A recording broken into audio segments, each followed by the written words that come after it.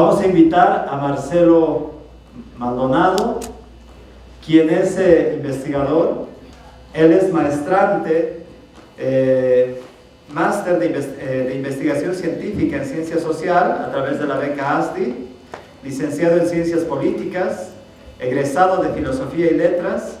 Tiene muchas publicaciones, entre ellas un trabajo anterior con la campaña boliviana por el derecho a la educación, que es Esbozos de la Pedagogía Libertaria, trabajos como Gestión Territorial, Vivienda y Cambio Climático, que el 2018 ha publicado su último trabajo.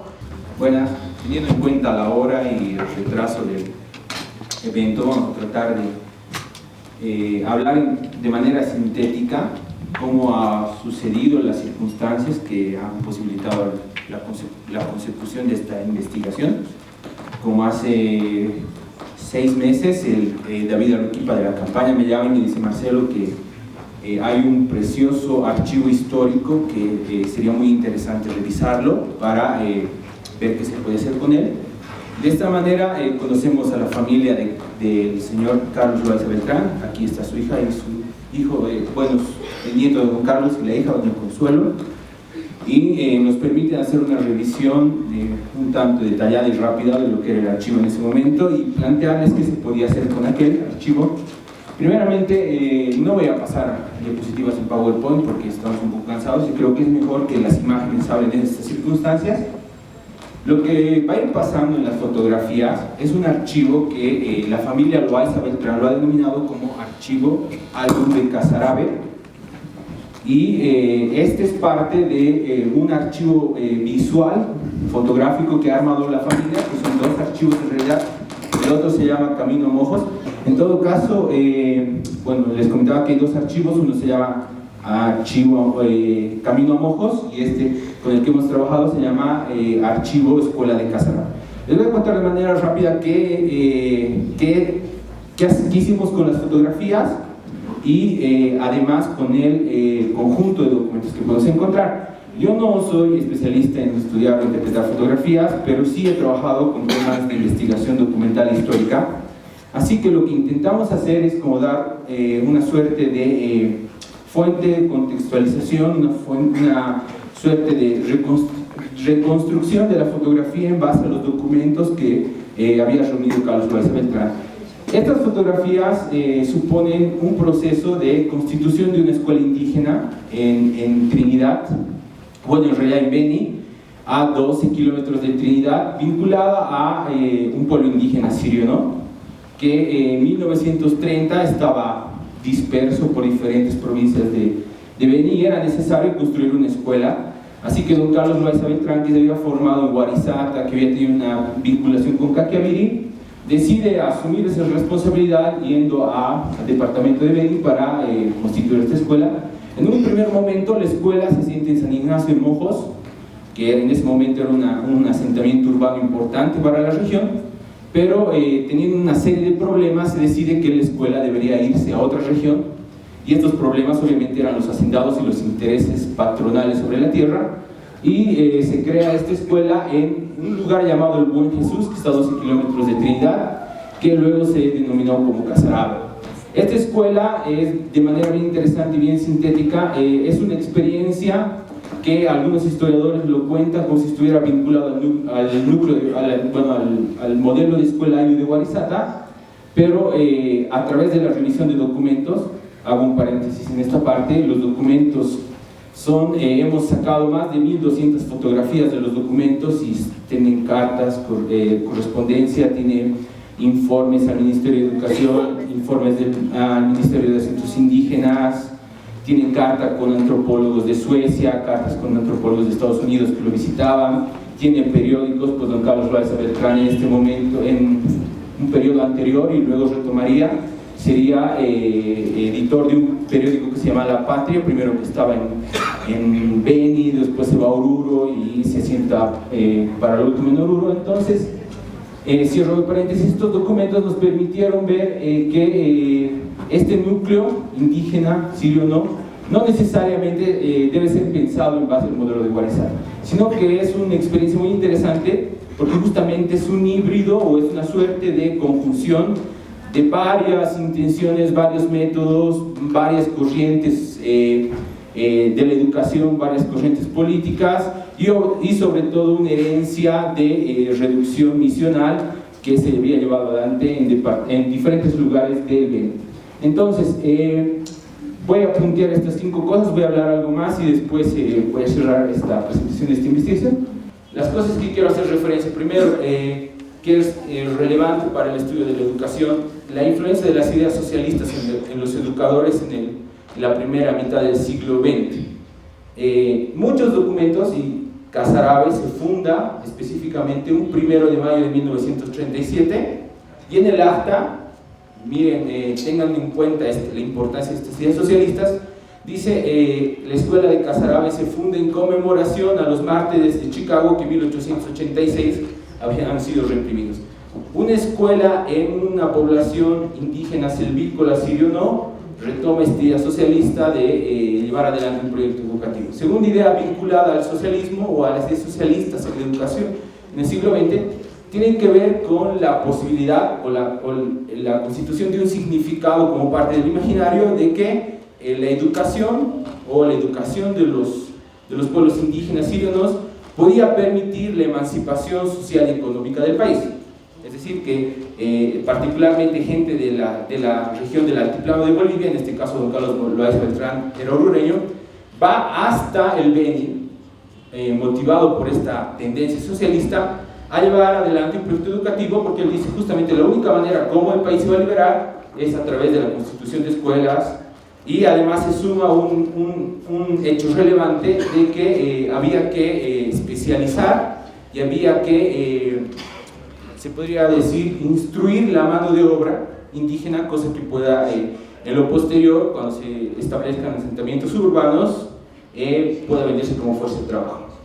Este primer elemento eran las ideas socialistas. El segundo elemento, creo que es muy importante, don Carlos Loaiza Beltrán resalta en diferentes momentos que su experiencia, incluso en un momento, su experiencia se llama Núcleo Reduccional Indígena de Casarabe, que en un momento de la historia, bueno, en varios momentos de la historia, la iglesia y específicamente doctrinas religiosas jesuitas, dominicos, no sé, y varias de estas doctrinas religiosas, habían motivado procesos de educación a través de la institución de emisiones, reducciones jesuíticas y todas estas cosas en las regiones como el Beni, posibilitando justamente de que estas tribus que eran nómadas y estaban todo el tiempo girando por diferentes espacios se asienten y pasen por procesos de civilización. Entonces ha habido como una fuerte presencia de educación misional, reduccionista, incluso el nombre se retoma luego como Núcleo Reduccional de Casarabe. Un tercer elemento importante es pensar esta experiencia en lo que yo llamo una suerte de constitución de este imaginario de comunidad imaginada de un concepto de un antropólogo, de la constitución de un Estado-nación donde se pueda homogeneizar todo lo heterogéneo y todo lo diverso de estas tribus o todos estos pueblos selvícolas, ¿no? Están motivados por la idea de que hay que construir una nación. El Brasil se nos está entrando por las regiones del Itenés y todo esto, entonces es necesario que a través de la educación y de la escuela se constituyan asentamientos urbanos. Estos son más o menos los pensamientos o los principios que hemos movido adelante esta escuela. Esto pensamos que se va a publicar, imaginamos, hasta finales de año. Y el libro justamente relata de manera cronológica todos los procesos y fenómenos que pasó Casarabe.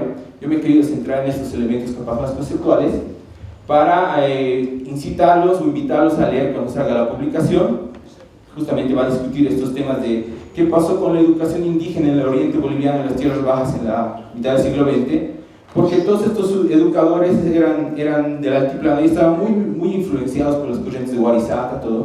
E incluso tenían como una suerte de estratificación dentro de los pueblos indígenas. Ellos decían que muchos educadores decían que los aymaras están en un nivel superior que estos indígenas de tierras bajas y son más dóciles en la instrucción, tienen más posibilidades de convertirse en ciudadanos, mientras que los indígenas de tierras bajas sufren verdaderos procesos de exclusión, de salvajismo y civilización, que usaban conceptos muy duros. Para cerrar, yo les voy a comentar algunas de mis percepciones personales de lo que creo que tiene como consecuencia la educación particularmente, ¿no? Y son una suerte de conclusiones a las que he llegado en la investigación.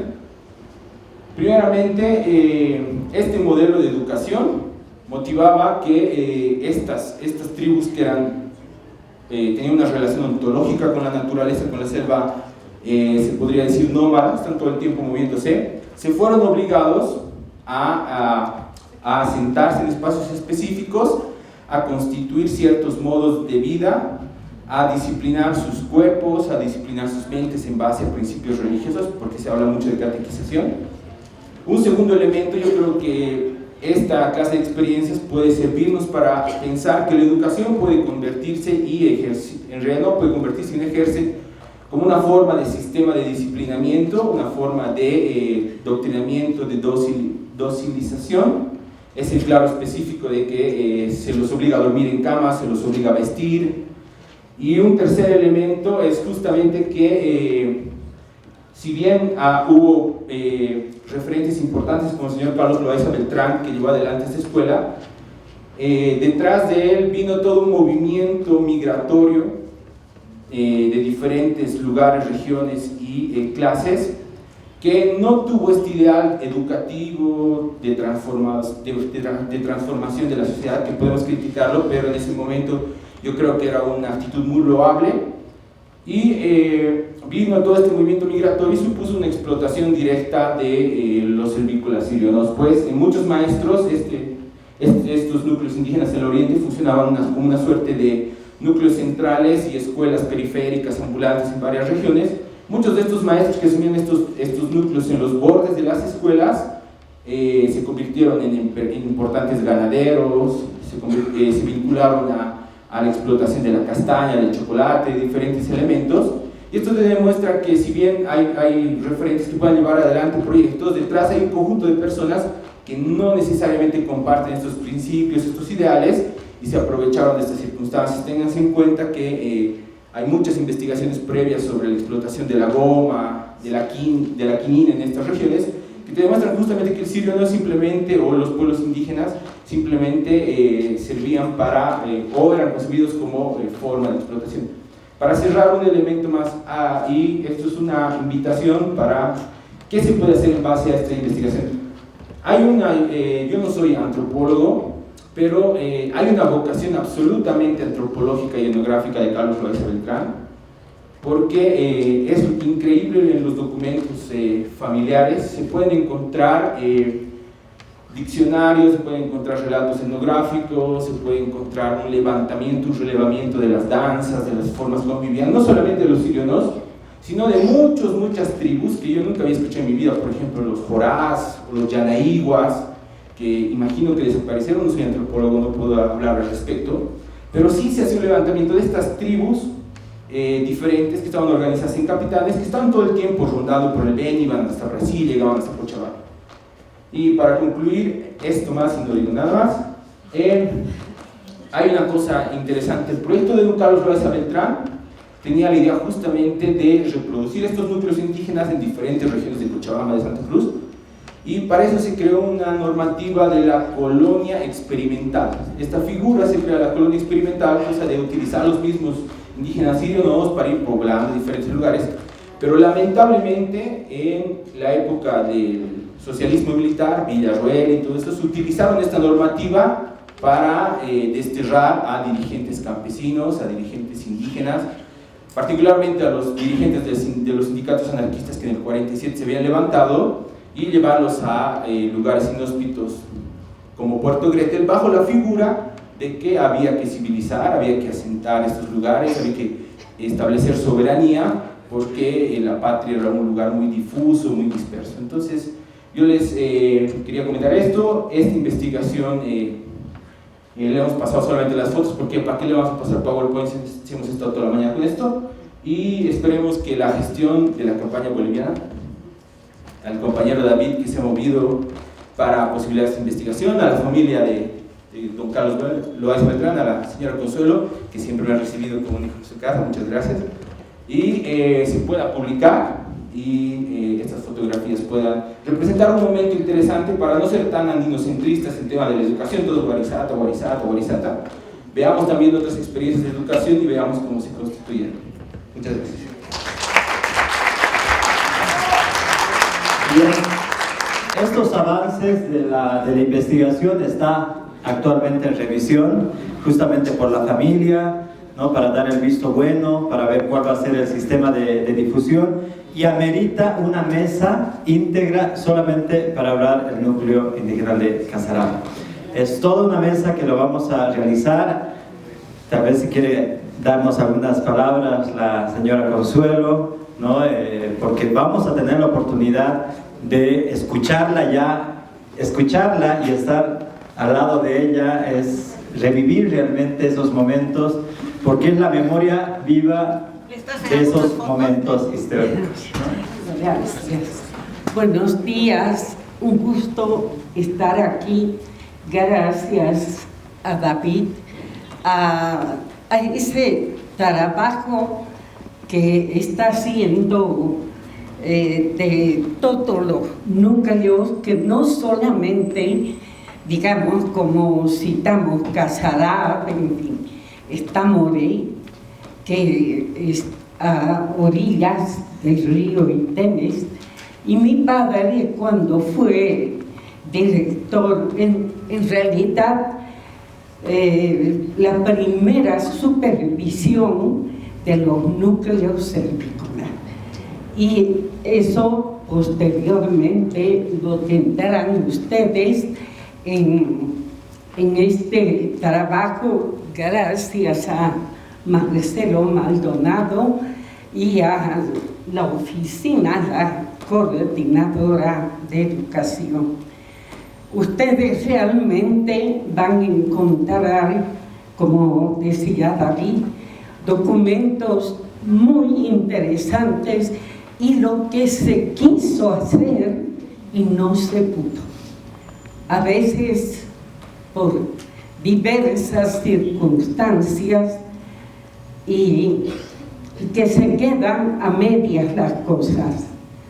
Yo agradezco la atención de ustedes y un gusto enorme, honradísima la familia de tener unos amigos como David, también el amigo Maldonado, y decirles de que en lo posterior ustedes sabrán mucho más en este aspecto.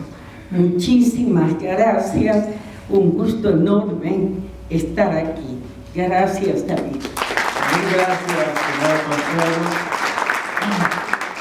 Realmente emociona encontrarse con esa historia, esa memoria, esos textos. Ha sido apasionante tanto para Marcelo como para mí, como parte de la campaña, y también agradecer al directorio de la campaña boliviana que ha dado toda la confianza para que podamos realizar, y porque es un trabajo de inversión, es invertir en nuestra historia y es invertir también en conocer que la historia, la lucha por la educación en nuestro país no es reciente, sino es todo un proceso de muchos años atrás que hasta antecede a Guarizata, ¿no? Entonces hay que seguir trabajando, hay que seguir estudiando, y este es un aporte que se realiza desde la sociedad civil y que estamos planteando ya con misma Elvira Espejo, hacer la presentación del libro cuando ya esté aprobado en el Museo de Etnografía y Folclore, y las fotografías también en la Villa de París, que ya es el espacio que nos están cediendo para presentarlas y hacer un evento grandísimo como se merece, ¿no? Hoy ha sido una presentación de los avances de la investigación, pero hay todo un legado histórico importantísimo. Entonces, nuevamente un aplauso a la señora Consuelo y a Marcelo Maldonado. Sí, gracias. Bien. Bueno, ahora vamos a concluir ya con un trabajo también maravilloso. Hemos estado discutiendo Lástima que tenía una reunión Elvira, porque Elvira es cantora, ha hecho del canto parte poética de toda su vida. Y en base a ese tema también dijimos con Save the Children y con la organización, el Consejo Nacional de la Nación Quechua, decir, bueno, recuperemos entonces el canto como una propuesta pedagógica que se está dando en las comunidades indígenas quechuas del norte de Potosí. Para ellos he hecho un trabajo muy lindo, lo cual quienes se han quedado así, bueno, van a tener la suerte de tener este material lindísimo que les vamos a entregar a cada uno, así es que tienen que quedarse hasta el final. Bueno, un aplauso a Yanela, que ha sido la recopiladora de este trabajo. Antes de empezar, sí quiero decir que es la pasión también de la educación, la cultura, la diversidad cultural, y este trabajo empieza en una reunión con Luzmila Carpio, justamente a quien conocemos, es nuestra embajadora del canto del norte Potosí. Allí en París, cuando tuve la oportunidad de estar representando por parte del Estado Plurinacional de Bolivia, entonces ahí ella quería que hagamos una candidatura por el TINCU como encuentro de Macha como el centro y todas las comunidades del norte Potosí. Pero por las convenciones de Naciones Unidas justamente decía no se va a poder el TINCU, ¿no? Entonces, porque sabemos lo que sucede, si bien es una ritualidad muy importante, pero las noticias y todo lo que resulta de parte del TINCU, de este encuentro, eran justamente las muertes, la sangre y tal, y decían va contra las convenciones de los derechos humanos y no se podría hacer una declaración sobre esta festividad. Entonces, ahí ella cantora dice, ¿y qué tal si vemos el canto de nosotras? Porque aparte que es un tema de género, es un tema que nosotras hemos sido guardianas del canto, de nuestra música, de nuestras abuelas, de nuestras niñas, hay canto en todos los niveles. Entonces ahí inicia esta propuesta, la cual discutimos con Save the Children y la Nación Quechua, y aquí está un primer producto que es mucho más, que lo ha trabajado Yanela, a quien también pido un fuerte aplauso. Bueno, un saludo afectuoso para cada uno de ustedes, para cada una de ustedes. Voy a tratar de ser breve porque nos tocó el final, pero con mucha alegría ya de ver el texto impreso y disponible para todos ustedes también. También quiero agradecer a la campaña boliviana por el derecho a la educación, a Save the Children, a CIPE y a todos los compañeros y compañeras que han hecho posible esta impresión. Por supuesto, a todas las personas que integran las comunidades del norte de Potosí. Les voy a ir explicando un poquito de lo que hemos hecho. Esto es un estudio etnográfico que se ha hecho el año 2017, finales del 2017, y trata de vincular el tema de la educación y la cultura. Como les decía David, la figura de investigación ha sido el canto de las mujeres como una propuesta educativa para niñas y niños de primera infancia.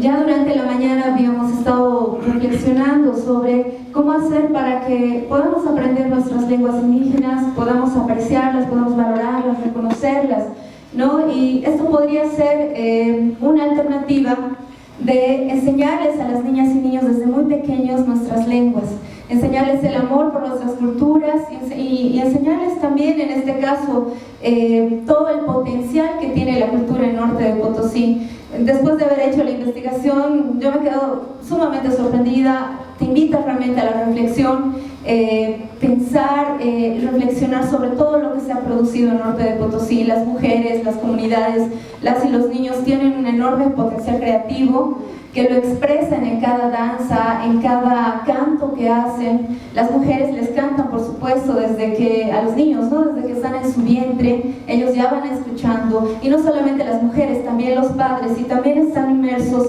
en los cantos y en las danzas y en la cultura de toda la comunidad. Hemos encontrado dos problemáticas. Después de hablar con muchas personas, como les decía, es un estudio etnográfico, hemos hablado con docentes, hemos hablado con niñas, con niños, con padres de familia, con instituciones como el SENAC, que lleva adelante un proceso revolucionario, diría yo, para introducir al sistema educativo todo lo que es el currículo regionalizado para inicial, en este caso que ellos ya lo tienen terminado, donde hay una serie de elaboraciones teóricas y mucha sabiduría de los pueblos para decir a los niños, bueno, aquí tenemos nuestra cultura, vamos a aprender de esta manera, podemos hacerlo así. El canto vincula a toda la comunidad. A través del canto podemos comprender la siembra, la cosecha, podemos entender un matrimonio en la comunidad, podemos entender la fiesta, que tiene un sentido tan amplio, tan profundo, que une a todas las comunidades, las tensiones que hay entre las comunidades. Muchas de las canciones que hemos podido comprender, recopilar también para la investigación, nos hablan del medio ambiente y del amor, del profundo amor que se tienen un hombre y una mujer. Y bueno, muchos géneros también, ya es entrar en detalles en este sentido, pero te hablan del amor de la tierra, el amor a los niños, y va por ahí, o sea, es un tema de afectos con el que los niños pueden empezar a criarse. Es decir, el canto nos sirve para la crianza de niñas y niños, es un recurso pedagógico. Ahora, muchas maestras, maestros de inicial, educadoras infantiles, también están utilizando este recurso. Lo utilizan en el aula, los niños cantan muchas canciones, se enseña a partir del canto, pero no siempre a partir del canto en quechua. Entonces hay mucho trabajo que hacer en esas comunidades para recuperar los cantos y empezar a hacer nuevas elaboraciones, ¿no? Hacer funcionar un poquito la creatividad de las niñas y de los niños y de reunir toda la cosmovisión de esta cultura y ponerla en las canciones, ¿no? Reelaborar esto. También el tema de los medios de comunicación es importante. No colocan muchas canciones dirigidas a los niños, por ejemplo, los medios de comunicación en Norte de Potosí. Entonces hay un trabajo pendiente. Habíamos hablado con el director de Radio CIA, por ejemplo. Ellos están atentos a poder hacer una política de comunicación desde la radio para dirigir a los niños, ¿no? Pero todavía no se ha consolidado esto.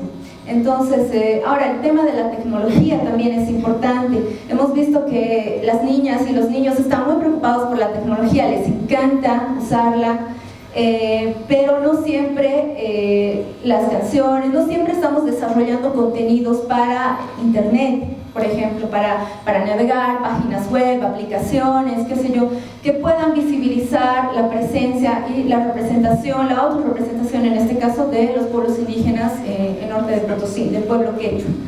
En ese sentido hace falta una reflexión también de cómo vincular las nuevas tecnologías al canto. Una cosa que nos decían los padres de familia es que está muy presente el tema de la discriminación, que muchos niños, jóvenes, niñas y niños no quieren usar la vestimenta, por ejemplo, de las comunidades, o ya no quieren hablar quechua en ciertos contextos, solamente en contextos festivos o, digamos, reuniones de la comunidad, qué sé yo, ahí sí, pero entre sí, entre sus pares, se está perdiendo esto. Ese es el reclamo de muchos padres de familia, ¿no? Se está perdiendo nuestra identidad, se está perdiendo nuestra cultura, pero yo creo que en algunos establecimientos que hemos visitado no ha sido así. Los chicos y chicas nos han mostrado otra versión del problema. Me decían ellos, ¿no? Les decían, ¿no? Sus padres dicen que ustedes no quieren escuchar su propia música, que no quieren vestirse así. No, me dicen, mira, ¿quieres escuchar nuestra música? Y han sacado varios sus celulares y me han mostrado canciones, grabaciones que ellos mismos habían hecho de fiestas del lugar, de Calacala, por ejemplo, de la comunidad donde más tiempo hemos estado, y han sacado y nos han mostrado.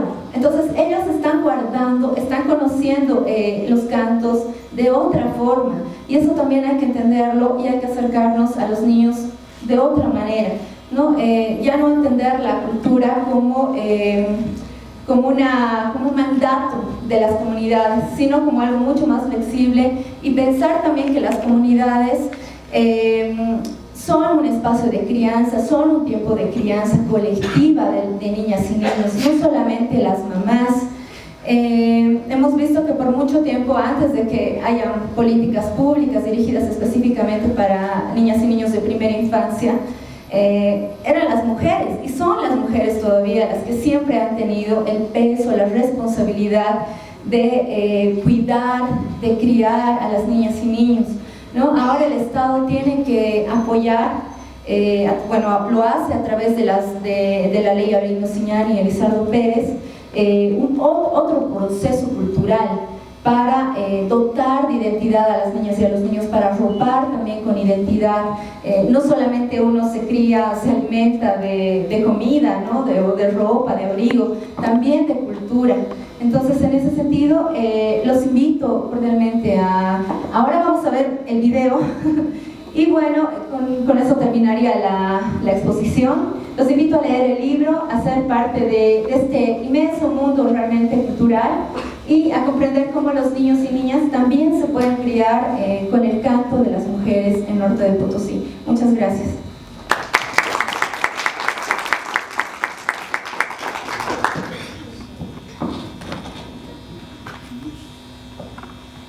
Chihuanquito para kumiski puni, churuchinis pa para kumiski puni, para kumiski puni, puya kumiski puni, para kumiski puni, puya kumiski puni. Y mañana es arte, mañana es cultura, mañana es diversión, es hip hop, es canto.